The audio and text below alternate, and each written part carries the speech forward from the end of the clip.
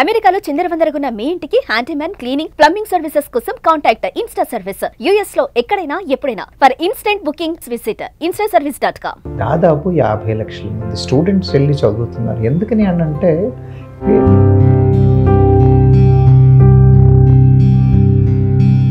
Present ఇప్పుడు H1 visa ఉన్న వాళ్ళకు ఉన్నటువంటి ప్రాబ్లమ్స్ ఏమున్నాయంటారు? యుఎస్లో ఒక ఓటీపీ ప్రోగ్రామ్ అని, ఓకే, ఆప్షనల్ ప్రాక్టికల్ ట్రైనింగ్ అంటే ఏంటి, ఇంటర్న్షిప్ చేయడం. దాదాపు మీకు 12 నెలల టైం ఇస్తారు H1B రావడానికి. అవే మీ H1Bకి ప్రాసెస్ చేయడానికి ఇచ్చేస్తాయి. What about L1 visa? L1లో 2 రకాలు, L1BA అండ్ L1B అని చెప్పేసి. అలాంటి వీసాలు వచ్చిన వాళ్ళు అవి గుడ్డా బ్యాడా అంటే ఒక విధంగా గుడ్, ఎందుకంటే 7 ఏళ్ళు ఇబ్బంది లేకుండా ఉండొచ్చు. ఈ మధ్యలో ఉద్యోగం పోయింది, జాబ్ పోయిన తర్వాత 60 రోజుల్లో ఇంకో ఉద్యోగం వెతుక్కోవాలి 60 days లో. ఈ 60 days లో ఉద్యోగం దొరకకపోతే ముళ్ళే సర్దుకుని బ్యాక్ టు బ్యాక్ వచ్చేసేయాలి. కెరీర్ బిల్డప్ చేసుకోవాలంటే ఎలాంటి విధానాలు పాటించాలంటారు? We should be abreast with the latest technologies. చదువుతూనే ఉండాలి, కోర్సులు చేస్తూనే ఉండాలి, సర్టిఫికేషన్ ప్రోగ్రామ్స్ చేస్తూనే ఉండాలి. ఎప్పుడో డిజాస్టర్ వచ్చినప్పుడే నేను ఉద్యోగం వెతుకుతాను అని కాకుండా. ఇప్పుడు లే ఆఫ్స్ కి ఎవరైతే గురవుతున్నారో ఈ ఇంపాక్ట్ అనేది వాళ్ళ పిల్లల పైన కానీ, ఫ్యామిలీస్ పైన కానీ, పిల్లల ఎడ్యుకేషన్ పైన కానీ ఎలా ఉంటుందంటారు? రేపు పొద్దున డిజాస్టర్స్ అవుతే ఎలా మెయింటైన్ చెయ్యాలి అన్న రెసిలియన్స్ను కూడా పిల్లల్లో కూడా బిల్డ్ చేయాల్సిన అవసరం ఎంతైనా ఉంది. ఎప్పుడు నాకు ఇండియాకి టికెట్ ఇచ్చినా నేను వెళ్ళిపోగలను అన్న మైండ్ సెట్ ఉండాలి. ఇక్కడ ఇండియాలో ఉన్న పేరెంట్స్ ని అలాగే ప్రిపేర్ చేసి పెట్టుకోవాలి, వాళ్ళ ఫ్యామిలీని కూడా అలా ప్రిపేర్ చేసి పెట్టుకోవాలి. ఇప్పుడు ఎందుకు ఇంకా వెళ్ళాలి అనే ఆలోచన మారట్లేదంటే ఏం చెప్తారు? ఇక్కడ ఇబ్బంది పడుతున్నావు, అక్కడ ఇబ్బంది పడతావు, okay let me go try. అదే అక్కడే వెళ్ళి ఇబ్బంది పడతాం. అబ్సల్యూట్లీ, అక్కడ వెళ్ళి ట్రై చేస్తాను, ఓకే కాకపోతే వచ్చేస్తాను. హాయ్, హలో, నమస్తే, welcome back to Suman TV. Welcome to talk show. ఈరోజు టాక్ షోలో మనం మాట్లాడుకోబోయే ఎపిసోడ్ ఏంటంటే USA లే ఆఫ్స్. మరి దీనివల్ల విద్యార్థులు ఎదుర్కొంటున్న సమస్యలు ఏంటి, మరి దీనికి పరిష్కారాలు ఏంటి అని చెప్పడానికి, దీనిపై మరింత సమాచారం ఇవ్వడానికి ఇవాళ మన టాక్ షోకి వచ్చారు మేనేజ్మెంట్ కన్సల్టెంట్ సంపత్ సముద్రాల గారు. సార్తో మాట్లాడదాం. నమస్తే సార్. నమస్తే Naveena. Sir, welcome to talk show. అమెరికాలో లే ఆఫ్స్ అవుతున్నాయని తెలిసినప్పటికీ కూడా మన స్టూడెంట్స్ ఎందుకు USA వెళ్ళడానికి లేదంటే ఇతర దేశాలకు వెళ్ళడానికి ఎగబడుతున్నారు అని అనొచ్చు అంటారా? అవునమ్మా, ఎగబడుతున్నారు అనొచ్చు, కానీ దానికి కారణాలు ఉన్నాయి. మనం వెళ్ళి చూసినట్టయితే యునెస్కో రిపోర్ట్లో ఏమంటుందంటే, ఇండియా నుంచి కానివ్వచ్చు, చైనా నుంచి కానివచ్చు, పాకిస్తాన్ ఇలాంటి కంట్రీస్ అన్నింటి నుంచి దాదాపు 50 లక్షల మంది స్టూడెంట్స్ వెళ్ళి చదువుతున్నారు. ఎందుకని అంటే వీఆర్ లార్జ్ కంట్రీస్, అవకాశాల కోసం వెతుకుతూ ఉంటారు. మీరు యుఎస్ఏకి వెళ్ళి చూసినట్టయితే యుఎస్ఏలో దాదాపు 11-12 ఇంటర్నేషనల్ ఫేమస్ యూనివర్సిటీస్ ఉన్నాయి. అదే మీరు న్యూజిలాండ్కి వెళ్ళారు అనుకోండి, పిల్లలకి రీసెర్చ్ కమ్యూనిటీ, స్టూడెంట్ కమ్యూనిటీ చిన్నగా ఉంటుంది, రీసెర్చ్ చేయడానికి చాలా అవకాశాలు ఉంటాయి. అదే మీరు జర్మనీ దగ్గరికి వెళ్ళారనుకోండి, జర్మనీలో ఏంటంటే ఒక స్టేజ్ తర్వాత పబ్లిక్ యూనివర్సిటీస్లో ఫీజులు మాఫీ లాంటి అవకాశాలు ఉంటాయి. మీరు ఆస్ట్రేలియా లాంటి కంట్రీస్కి వచ్చినట్టయితే వాళ్ళు ఏం చేస్తారు అని అంటే, మీరు చదువు తర్వాత కూడా ఉద్యోగం తర్వాత కూడా చదువు అన్న ఫెసిలిటీసు, కంఫర్ట్ లెవెల్స్ వాళ్ళు ఇస్తారు. మీరు అదే కెనడాకి వెళ్ళి చూసినట్టయితే, కెనడా చాలా కండ్యూసివ్ ఎన్వైరన్మెంట్, మల్టీకల్చర్ పీపుల్ అంతా ఉండడం వల్ల అంటే ఆ థ్రెటన్ ఫీలింగ్ ఎక్కడో వేరే దేశానికి వెళ్ళాము అనేది ఉండదు.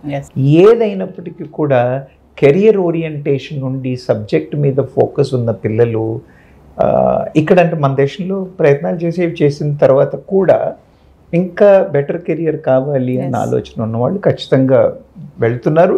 వెళ్ళడంలో తప్పేం లేదమ్మా. అంటే సరి అయిన ఎవాల్యుయేషన్ చేసుకుని సరి అయిన కోర్సులు సెలెక్ట్ చేసుకుని వెళ్తున్నట్టయితే వాళ్ళు సరి అయిన దారిలో ఉన్నారు అని చెప్పచ్చు. ఎగబడిన దాన్ని తప్పుపట్టాల్సిన అవసరం ఏమి లేదనుకుంటాను.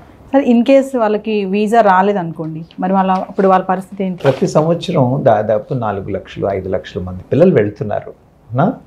వేరు వేరు డిపార్ట్మెంట్లలో వేరు వేరు సబ్జెక్ట్స్లో వెళ్తున్నారు. కానీ వాళ్ళకి కూడా యుఎస్కి కూడా వాళ్ళకు లిమిటేషన్స్ ఉన్నాయి.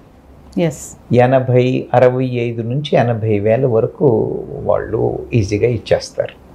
మరి 4-5 లక్షల మంది వెళ్ళారు, 60,000 80,000 మందికి ఇవ్వాలి అని అంటే obviously it is going to be a challenging thing. అందుకని వీసాలు రావడం కొంచెం ఇబ్బందికరమైన విషయమే. సార్, ఈ పెద్ద పెద్ద కంపెనీస్ కాకుండా కన్సల్టెంట్స్ ద్వారా కూడా వెళ్తూ ఉంటారు కదా, దీన్ని ఎలా చూడవచ్చు అంటారు? ఎప్పుడైతే పెద్ద కంపెనీల నుంచి వెళ్తారో మనకు కెరీర్ ఆప్షన్ కానీ, ఆపర్చునిటీ కానీ, గ్యారంటీ కానీ ఉంటుంది. అదే మీరు కన్సల్టెంట్స్తో వెళ్ళడం అంటే గుత్తేదారులతో వెళ్ళినట్టు అన్నమాట. గుత్తేదారులను మన దగ్గర పని వాళ్ళని తీసుకెళ్లే వాళ్ళు ఉంటారు కదా, ఇట్ ఈస్ లైక్ దాట్. వాళ్ళు ఏం చేస్తారనంటే, అయితే ఒకటి, మీరు కన్సల్టెంట్లతో పోయితే H1B వీసా ఇలా వచ్చేస్తుంది. వీసాలు రావడం పెద్ద కష్టం కాదు. కానీ పోయిన తర్వాత సస్టెనెన్స్ ఉంటుందా అంటే, ఉద్యోగం ఉంటుందా అంటే తెలీదు. మీరు వెళ్ళగానే మీకు ఉద్యోగం ఇస్తాడా తెలీదు. మిమ్మల్ని తీసుకెళ్ళి బెంచ్ మీద పెట్టచ్చు, ఉద్యోగం మధ్యలో పీకేసి మిమ్మల్ని బెంచ్ మీద పెట్టచ్చు. అన్నీ అన్సర్టనిటీస్. ఒక్క పాజిటివిటీ మీరు కన్సల్టెంట్లతో చూసినట్టయితే ఏమొస్తుంది అని అంటే, కన్సల్టెంట్లతో మనకు వచ్చిన అడ్వాంటేజ్ ఏంటంటే వాళ్ళు చాలా త్వరగా వీసా ప్రాసెసింగ్ చేయించగలరు. వాళ్ళకి ఉన్న వీసా ప్రాసెసింగ్ టీంలో ఉన్న కాంటాక్ట్స్ కానివ్వండి, వాళ్ళ ఇన్ఫ్లుయెన్స్ కానివ్వండి, వీసాలు చాలా త్వరగా వస్తాయి కన్సల్టెంట్ల ద్వారా. కానీ ఏమవుతుందంటే సస్టెనెన్స్ కదా, మనం ఊరికే వెళ్ళడం ఒకటే కాదు కదా, అక్కడ వెళ్ళిన తర్వాత సరి అయిన ఉద్యోగం ఉండాలి, సరి అయిన డబ్బులు రావాలి. అందుకని వీలైనంత మటుకు కన్సల్టెంట్లని అవాయిడ్ చేయడమే బెటరు. కానీ అవకాశాలు వచ్చి లేదు, we have done a good research of the consultant, he has good clientele, there is no large bench time అన్న రీసెర్చ్ చేసుకున్నట్టయితే మాత్రం ఖచ్చితంగా వెళ్ళచ్చు. ఏమవుతుందంటే, మనం ఊరికే వీసాలను ఒక్కటి చూడకుండా మన కమ్యూనిటీని బిల్డ్ చేసుకోవాలి. We have to know people there, we need to have proper contacts.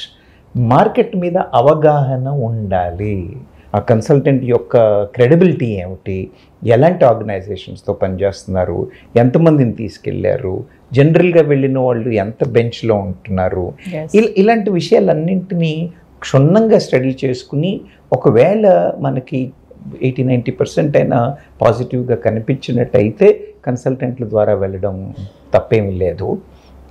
కానీ పెద్ద కంపెనీలతో వెళ్ళి ఉన్న అడ్వాంటేజ్ ఉండకపోవచ్చు.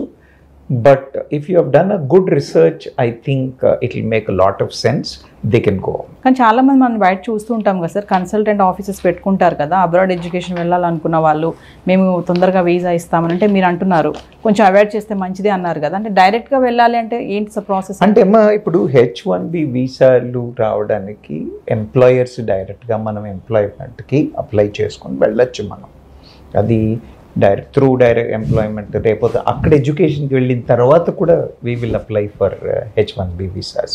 అక్కడ వెళ్ళి మనం ముందు స్టూడెంట్ వీసా మీద వెళ్తాం, స్టూడెంట్ వీసా ఎడ్యుకేషన్ అయిపోయిన తర్వాత then we should apply for that. Sir, present ఇప్పుడు H1 వీసా ఉన్న వాళ్ళకు ఉన్నటువంటి ప్రాబ్లమ్స్ ఏమున్నాయంటారు? అంటే గ్రీన్ కార్డ్స్ వచ్చేంత వరకు స్టూడెంట్స్ వీసా మీద వెళ్తారు. H1B అందరికీ రాదు. స్టూడెంట్గా ఉన్నవాడికి ఉద్యోగం వచ్చేస్తే ఎంప్లాయర్ H1B వీసా ఇచ్చేసి తీసేసుకుంటాడు. కొన్నిసార్లు ఉద్యోగాలు రావు. ఈ టైం పట్టినప్పుడు ఎస్పెషల్లీ మీరు యుఎస్ని చూసినట్టయితే, యుఎస్లో ఒక OTP ప్రోగ్రామ్ అని ఉంది, ఓకే, ఆప్షనల్ ప్రాక్టికల్ ట్రైనింగ్. అంటే ఏంటి? ఇంటర్న్షిప్లు చేయడం. ఇంటర్న్షిప్స్ అక్కడ ఉన్న కంపెనీల్లో వాటిలో వెళ్ళి మనం ఆప్షనల్ ప్రాక్టికల్ ట్రైనింగ్ కోసం మనం ఎప్పుడైతే జాయిన్ అవుతామో అప్పుడు దాదాపు మీకు 12 నెలల టైం ఇస్తారు H1B రావడానికి.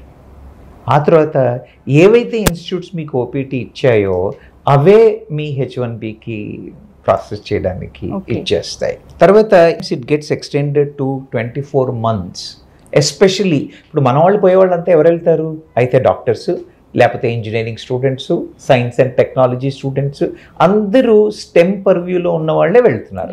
ఈ స్టెమ్ పర్వ్యూలో ఉన్న వాళ్ళకి 12 నెలలు కాదు 24 నెలల టైం ఉంటుంది H1B రావడానికి. సో మనం స్వతహాగా ప్యారలల్గా ట్రై చేస్తూ కంపెనీ కూడా ట్రై చేసినట్టయితే మనకి H1Bకి పెద్ద ఇష్యూ లేకుండా ఇది అవుతుంది. ఓసారి ఏమవుతుంది, ఇప్పుడు మనకి H1B వీసాలు ఇవన్నీ అక్టోబర్లో, మీకు ఓటీపీ ముందే అయిపోతుంది అనుకోండి. ఒకవేళ మీకు వీసా వచ్చి అది అక్టోబర్లో స్టార్ట్ అవుతుంది అన్నప్పటికీ కూడా మీ ఓటీపీ ఎక్స్టెన్షన్ పీరియడ్ దొరుకుతుంది. ఓకే, గ్యాప్ ఎక్స్టెన్షన్ పీరియడ్ అని చెప్పేసి వాళ్ళకి ఆ గ్యాప్ ఎక్స్టెన్షన్ ఇస్తారు. H1B వచ్చే వరకు దాని మీద కూడా ఉండడానికి అవకాశాలు. Sir what about L1 visa? Critical subject అమ్మా. ఎస్, స్టూడెంట్స్ ఏంటంటే వెళ్తారు, ఓవేళ మరి ఏం కాకపోతే ప్యాక్ చేసుకుని వచ్చేస్తారు, ఇక్కడ ఆపర్చునిటీస్ చూసుకుంటారు లేదా వేరే కంట్రీస్ని చూసుకుంటారు. డిసప్పాయింట్మెంట్ ఉంటుంది, మేము H1B రాలేదు మేము వచ్చేసాము అన్న డిసప్పాయింట్మెంట్ ఒకటి ఉంటుందేమో. కానీ మీరు L1 అని ఏదైతే అంటున్నారో, L1లో 2 రకాలు, L1BA అండ్ L1B అని చెప్పేసి. L1A జనరల్గా కంపెనీ ఎగ్జిక్యూటివ్స్కి, ఇప్పుడు మైక్రోసాఫ్ట్లో పిల్లలు పనిచేస్తున్నారు లేదా TCSలో పనిచేస్తున్నారు, విప్రోలో పనిచేస్తున్నారు. వాళ్ళు 4-5 ఏళ్ళు 5-6 ఏళ్ళు ఎక్స్పీరియన్స్ వచ్చిన వాళ్ళని, మేనేజర్ లెవెల్లో ఉన్న వాళ్ళని, వాళ్ళకి అలాంటి వాళ్ళకి, ఎందుకంటే దే ఆర్ స్పెషలైజ్. ఇది ప్యారలల్ రిక్రూట్మెంట్. ఇక్కడ నుంచి ఇదే కంపెనీ వాడు ఈ లొకేషన్ నుంచి ఆ లొకేషన్కి మారుతున్నాడు. అలాంటి వీసాలు వచ్చిన వాళ్ళు అవి గుడ్డా బ్యాడా అంటే ఒక విధంగా గుడ్, ఎందుకంటే 7 ఏళ్ళు ఇబ్బంది లేకుండా ఉండొచ్చు. ఒకవేళ వాళ్ళకి గ్రీన్ కార్డ్ రాలేదు, ఎక్స్టెన్షన్స్ రాలేదు అని అనుకోండి, ఈ మధ్యలో ఉద్యోగం పోయింది, వాళ్ళు మ్యాక్సిమం 60 రోజులు అక్కడ ఉండొచ్చమ్మా. ఓకే, ఆఫ్టర్ జాబ్ పోయిన తర్వాత 60 రోజుల్లో ఇంకో ఉద్యోగం వెతుక్కోవాలి 60 డేస్లో. ఈ 60 డేస్లో ఉద్యోగం దొరకకపోతే ముళ్ళే సర్దుకుని బ్యాక్ టు బ్యాక్ వచ్చేసేయాలి. కుర్రాళ్ళు అనుకోండి, ఎడ్యుకేషన్ స్టూడెంట్స్ అనుకోండి, వచ్చేయడం పెద్ద సమస్య కాదు. కానీ వీళ్ళేంటి, ఫ్యామిలీతో పిల్లలతో వెళ్ళారు. వాళ్ళకి ఎంత ఎమోషనల్ స్ట్రెస్కి వచ్చేస్తారు అని అంటే, నా ఉద్యోగం ఎలా అని ఒక సమస్య. ఇంట్లో ఆడవాళ్ళకి కానీ పేరెంట్స్కి కానీ ట్రాన్స్పరెంట్గా ఒకవేళ వాళ్ళు చెప్పి లేరనుకోండి, ఎంత ఎమోషనల్ స్ట్రెస్. తర్వాత పిల్లలు చదువులు ఎలా, ఇక్కడి నుంచి అక్కడికి తీసుకెళ్ళాలా, కల్చరల్ డిఫరెన్స్. వాళ్ళు ఇండియాలో సెటిల్ అవుతున్న టైంలో US తీసుకెళ్లారు. US కొద్దో గొప్ప వాళ్ళ లాంగ్వేజ్ మాట్లాడి ఏదో నేర్చుకుని కొంత సెటిల్ అవుతున్నారు అన్న టైంకి మళ్ళీ వాపస్ రావాలి అని అంటే చాలా విపరీతమైన కష్టం. అందుకని L1 వీసాలు advantage for people who are employed who can go and do it. కానీ డిసడ్వాంటేజెస్ కూడా చాలా ఉన్నాయి. L1లో వెళ్ళే కుర్రాళ్ళు మాత్రం చాలా జాగ్రత్తగా ప్రోస్ అండ్ కాన్స్ చాలా సరిగా వెయిట్ చేసుకుని వెళ్ళాల్సిన అవసరం ఎంతైనా. సో ఇలా L1తో వెళ్ళిన స్టూడెంట్స్ మనం మాట్లాడుకుంటే వాళ్ళు కెరీర్ బిల్డప్ చేసుకోవాలంటే ఎలాంటి విధానాలు పాటించాలంటారు? L1తో వెళ్ళిన వాళ్ళనే కాదు, ఎవరైనా బయట కంట్రీస్కి వెళ్ళిన వాళ్ళని కాదమ్మా, anybody who wants to have a great career. ముఖ్యంగా ముందు చేయాల్సి ఏంటంటే, we should be abreast with the latest technologies. చదువుతూనే ఉండాలి, కోర్సులు చేస్తూనే ఉండాలి, సర్టిఫికేషన్ ప్రోగ్రామ్స్ చేస్తూనే ఉండాలి. లింక్డ్ఇన్ లాంటి నెట్వర్క్లో ఏమవుతోంది, మార్కెట్ ఏమవుతోంది అన్న స్టడీస్ బాగా చేస్తూ ఉండాలి. ఉద్యోగ అవకాశాలు ఎలా ఉన్నాయి, ఏమున్నాయి అని రెగ్యులర్గా కంటిన్యూస్గా మానిటర్ చేస్తూ ఉండాలి. ఎప్పుడో డిజాస్టర్ వచ్చినప్పుడే నేను ఉద్యోగం వెతుకుతాను అని కాకుండా specific skill improvement. As the market changes, as the requirement in the market changes, skill enhancement with certification programs, distance education programs, higher education, higher learning, తర్వాత ఆ సబ్జెక్ట్కి సంబంధించిన అసోసియేషన్స్లో మెంబర్లుగా ఉండడము, ఇలాంటి యాక్టివిటీస్ అన్ని చాలా సీరియస్గా చేయాల్సి ఉంటుంది. అలా కాకుండా ఉద్యోగం రాగానే 4 డబ్బులు ఖర్చు పెట్టేసి ఐఫోన్ కొనేసుకోవడం, ఇంట్లో వాళ్ళకి 4 వస్తువులు కొనిపెట్టడం, డబ్బులు చేతుల్లో లేకుండా చేసుకోవడం, చదువు మీద దృష్టి పెట్టకపోవడం.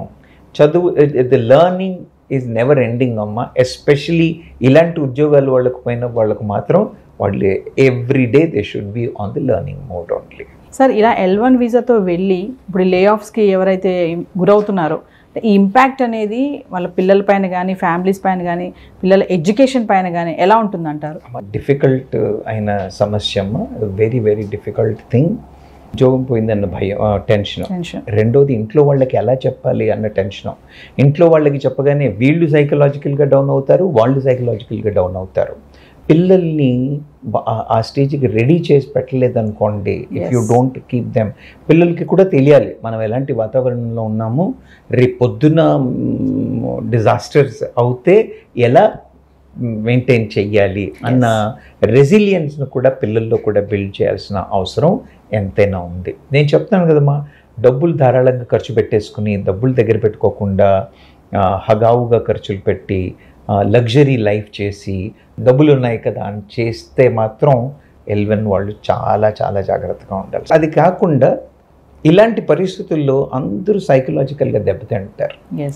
ఎప్పుడు నాకు ఇండియాకి టికెట్ ఇచ్చినా నేను వెళ్ళిపోగలను అన్న మైండ్ సెట్ ఉండాలి. ఇక్కడ ఇండియాలో ఉన్న పేరెంట్స్ని అలాగే ప్రిపేర్ చేసి పెట్టుకోవాలి, వాళ్ళ ఫ్యామిలీని కూడా అలా ప్రిపేర్ చేసి పెట్టుకోవాలి. నేను అక్కడ సెటిల్ అవుతున్నాను అన్న గ్రీన్ కార్డ్ వచ్చే వరకు నేను సెటిల్ అవుతున్నాను అన్న ఇండికేషన్ ఎవరికి ఇవ్వద్దు, including the kids and family. They all should know that అవసరం పడితే మేము రేపు ప్యాక్ చేసుకుని ఇండియా వెళ్ళిపోతాము అన్న మైండ్ సెట్లో ఉండి చేసినట్టయితే చాలా సక్సెస్ఫుల్ అయ్యే అవకాశం. ఖచ్చితంగా సైకలాజికల్గా ప్రిపేర్ చేసుకోవాలి మైండ్. ఖచ్చితంగా సైకలాజికల్గా ప్రిపేర్ అవ్వాలి. ఒకవేళ మనం కాదు కొంత వీక్ మెంటాలిటీ మనం చేయలేకపోతున్నాం అని అంటే మన దగ్గర సైకాలజిస్టుల దగ్గరికి వెళ్ళడానికి భయపడతారమ్మా. చాలా మొహమాట పడతారు, భయపడతారు. చాలా తప్పు. నేను ఎందుకు వెళ్ళాలి సైకాలజీ? చాలా చాలా తప్పు. అలా కాకుండా సైకాలజిస్టుల దగ్గర, సీనియర్స్ దగ్గర, ఎక్స్పర్ట్స్ దగ్గర వెళ్ళి మాట్లాడి అడ్వైస్ తీసుకోవడంలో ఏం పొరపాట్లేదు. అంత దూరం ఎందుకు వెళ్ళాలి, అక్కడ ఎందుకు ఆ ప్రాబ్లమ్స్ ఫేస్ చేయాలి అంటే దీనికి ఏం చెప్తారు సార్? ఇంత తెలిసినా కూడా నేను అబ్రాడ్ వెళ్ళి చదువుకోవాలి, హైయర్ స్టడీస్, నా కెరియర్ బాగుండాలి అంటే ఉద్యోగాల కోసం వెళ్ళే వాళ్ళు ఉన్నారు, చదువు కోసం వెళ్ళే వాళ్ళు కూడా, మీరు అన్నట్టుగా ఫ్యామిలీస్ కూడా వెళ్ళే వాళ్ళు ఉన్నారు అక్కడ స్థిరపడాలని. అయినా మరి ఇంత ఇలాంటి ఎదురవుతున్నా కూడా ఎందుకు ఇంకా వెళ్ళాలి అనే ఆలోచన మారట్లేదు అంటే ఏం చెప్తారు సార్? మనకు ఎంప్లాయ్మెంట్ గ్యారంటీ ఉందా? లేదు. ఉద్యోగం వచ్చే అవకాశాలు ఉన్నాయి అన్న నమ్మకం ఉందా? డౌటే అక్కడ కూడా. అవునా? ఉద్యోగ అవకాశాలు తక్కువే, వచ్చిన ఉద్యోగం ఉంటుందా అనేది కూడా తక్కువే. గవర్నమెంట్ ఉద్యోగాలు ఎన్ని గవర్నమెంట్లు ఎన్ని చూసాం అంటే ఆ మెంటాలిటీ ఉన్న వాళ్ళకి కూడా సెట్ అవ్వట్లేదు. అవునా? మన దగ్గర పాపులేషన్ ఎక్కువ ఉండడం చేతే అని అనుకోండి, లేదా మన వాళ్ళకి ఎప్పుడు కూడా మిగతా దేశాల కంటే కూడా ఒక మెట్టు పైన ఉండాలి. అలా ఉండడం చేత ఇక్కడ మనకు ఆపర్చునిటీస్ కనపడకపోయేసరికి నేను ఇంతకుముందు చెప్పినట్టుగా ఒక యుఎస్ అనే కాదు, కెనడా వెళ్తున్నారు, జర్మనీ వెళ్తున్నారు, న్యూజిలాండ్ వెళ్తున్నారు, యూకే వెళ్తున్నారు. ఇప్పుడు యూకేకి వెళ్తే కేంబ్రిడ్జ్ యూనివర్సిటీ, ఆక్స్ఫర్డ్ యూనివర్సిటీ ఆ పేరు చెప్పుకుంటే it is such a pride. People would like to go and take that pride. అదొక రీజన్ అమ్మ వెళ్ళడానికి, అవకాశాలు అక్కడ ఉండడం చేత ఒక రీజన్. రెండోది ఇక్కడ మనకున్న ఇక్కడ ఇబ్బంది పడుతున్నావు, అక్కడ ఇబ్బంది పడతావు, okay let me go try. అదే అక్కడే వెళ్ళి ఇబ్బంది పడతాను, అబ్సల్యూట్లీ అక్కడ వెళ్ళి ట్రై చేస్తాను, ఓకే కాకపోతే వచ్చేస్తాను.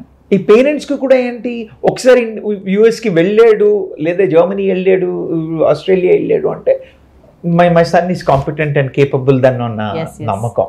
అయితే ఏంటంటే అక్కడికి వెళ్ళే యూనివర్సిటీస్ని సరిగ్గా రీసెర్చ్ చేసుకోవాలి. బికాజ్ ఇంటర్నేషనల్ వరల్డ్ ర్యాంకింగ్ ఉంది యూనివర్సిటీస్కి. ఈ ర్యాంకింగ్లో ఉన్న యూనివర్సిటీస్ని చూసి వెళ్ళాలి. Point number 1. పాయింట్ నెంబర్ 2, ఎక్కడైతే ఇన్స్టిట్యూషన్ ఈజీగా అడ్మిషన్ ఇస్తుందో 4 సార్లు ఆలోచించాలి, వీడెందుకు ఇస్తున్నాడు అని. అడ్మిషన్లు వచ్చేస్తాయి, వీసాలు వచ్చేస్తాయి, వెళ్ళిపోతాం, but we are not going to be settle down there. అలాంటి ఇన్స్టిట్యూట్లో, విలువ లేని ఇన్స్టిట్యూట్లో మాత్రం ఎడ్యుకేషన్కి వెళ్ళకూడదు. Even if it cost is less, admission hurdles are not there, easy walk, cake walk అన్న ఉన్న యూనివర్సిటీస్ ఎక్కడ కూడా పిల్లలు ఆప్ట్ చేయకూడదు. Because it is going to be a challenge in the days to come. అలా కాకుండా రీసెర్చ్ చేసి, నేను చెప్పినట్టుగా ప్రీవియస్ స్టూడెంట్స్ ఎవరైనా ఉన్నారా, ఇప్పుడు మీరు వెబ్లోకి వెళ్ళినట్టయితే అన్ని ఆపర్చునిటీస్ ఉన్నాయమ్మా. You can connect with every one. పిల్లలు కూడా నోట్స్ పెడుతూ ఉంటారు, that lot of information available. ఈ రీసెర్చ్ సరిగ్గా చేసి వెళ్ళినట్టయితే వెళ్ళడం తప్పేం లేదు. ఇప్పుడు మనం అందరం ఊళ్ళ నుంచి హైదరాబాద్లో వచ్చి సెటిల్ అయ్యాం, పిల్లలు ఇక్కడ నుంచి పిల్లలు అక్కడికి వెళ్తున్నారు. అంటే మైండ్ స్ట్రాంగ్ గా లేకపోవడం వల్ల ఇలాంటి సమస్యలు ఎదురైనప్పుడు ఇబ్బంది పడుతున్నారంటే ఏం చెప్తారు? అమ్మా, ఇది నేను చెప్తున్నాను కదా, ఈ మొహమాటం అన్న పాయింట్ మీద ఉన్న ఫ్యామిలీస్ ఖచ్చితంగా ఇబ్బంది పడుతున్నారు. అక్కడికి వెళ్ళిన తర్వాత there are people who have explored various opportunities and are successful with the situations. Unnar kani there are few people who have not done it. Ila emotional disturbance lo challenge lo unnaru. భారత ప్రభుత్వం కూడా చాలా emotional support చేయడానికి try చేస్తుంది, కొందరికి financial aid చేయడానికి కూడా try చేస్తుంది, ఎంబసీ కూడా చాలా సపోర్ట్ చేస్తున్నాం. మన వాళ్ళు వెళ్ళి తీసుకోవాలి, they need to take that. కానీ one advice what I give to every one, if it is required మొహమాటం లేకుండా అడ్వైస్కి వెళ్ళాలి, అడ్వైస్ తీసుకోవాలి. So we need to get that positive thing. Failing is what you call every step towards the success antar kada. So people should not feel bad about anything like that.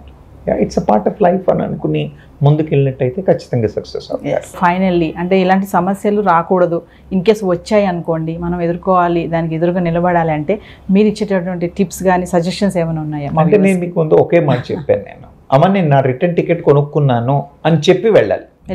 వెళ్ళేటప్పుడే okay నేను ఎప్పుడు వస్తానో నాకు తెలియదు, నా return ticket నా బ్యాగ్లో ఉంది, I can fly any time అన్న ఉద్దేశం ఫ్యామిలీకి చెప్పాలి, తనకి ఆ అవగాహన ఉండాలి. ఇది పాయింట్ నెంబర్ 1. పాయింట్ నెంబర్ 2, ఉద్యోగం వచ్చింది కదా అని సెటిల్ అయిపోకుండా H1B వచ్చేస్తుంది నేను ఇది చేసేస్తాను అన్న అవగాహనలో కాకుండా ముందు ఎడ్యుకేషన్ సరిగ్గా చేసి క్యాంపస్లో సెలెక్షన్ అయ్యే ఆపర్చునిటీస్ చూసుకోవాలి, లేదా ఓపీటీ ఆపర్చునిటీస్ చూసుకోవాలి. ఇలా ఎప్పుడు అజైల్గా ఉండి దృష్టి ఎప్పుడు మన కెరియర్ మీద అని పెట్టుకుని ఉన్నట్టయితే ఏం ఇబ్బందులు రావు. ఇబ్బందులు వచ్చినప్పటికి కూడా నేను చెప్తున్నాను కదా, నేను ఇండియాకి వెళ్ళడానికి రెడీగా ఉన్నాను అన్న మైండ్ సెట్తో ఉండి ఏదైనా చిన్న ఇబ్బందులు వచ్చినట్టయితే అడ్వైస్ తీసుకుని గైడెన్స్తో పేరెంట్స్ కూడా గైడ్ చేస్తారు. మన వాళ్ళు కూడా ఇక్కడ నుంచి they give that kind of a confidence. ఆ మాటల్ని పెడిచవం పెట్టకుండా పద్ధతి ప్రకారంగా ఉంటే మాత్రం ఏం ఇబ్బందులు ఉండవమ్మా, people can flourish. Thank you sir, talk షోకి వచ్చి మంచి ఇన్ఫర్మేషన్ ఇచ్చారు. యూఎస్ లే ఆఫ్స్ వల్ల ఎదుర్కొన్న సమస్యలు, మంచి పరిష్కారాలు కూడా చెప్పారు. Thank you so much. నమస్తే సార్. చెప్పారు కదా చాలా టిప్స్ అండ్ సజెషన్స్ కూడా చెప్పారు. ఖచ్చితంగా వెళ్ళేటప్పుడు మనము రిటర్న్ టికెట్ అనేది బ్యాగ్లోనే పెట్టుకోవాలి, అంటే ఎప్పుడు మనం తిరిగి వస్తామనేది మైండ్ సెట్ అనేది అలా ప్రిపేర్ అవ్వాలని చెప్తున్నారు. స్ట్రాంగ్ మైండ్ ఉండాలి. మొహమాటం అనేది ఖచ్చితంగా సార్ రెండు మూడు సార్లు చెప్పారు ఈ మాటని. మొహమాటం అనేది అస్సలు మన మధ్యలో ఉండొద్దు, ఎప్పుడైనా సరే తిరిగి వెళ్ళిపోతాం మనము అనుకునే మైండ్ సెట్తో ఉంటేనే ఇలాంటి సమస్యలు వచ్చినప్పుడు కూడా మనం దాన్ని ఎదురుగా ఫైట్ చేయగలుగుతాం. మరి మరొక ఇంట్రెస్టింగ్ టాపిక్తో టాక్ షోలో మళ్ళీ కలుద్దాం. This is Naveena signing of.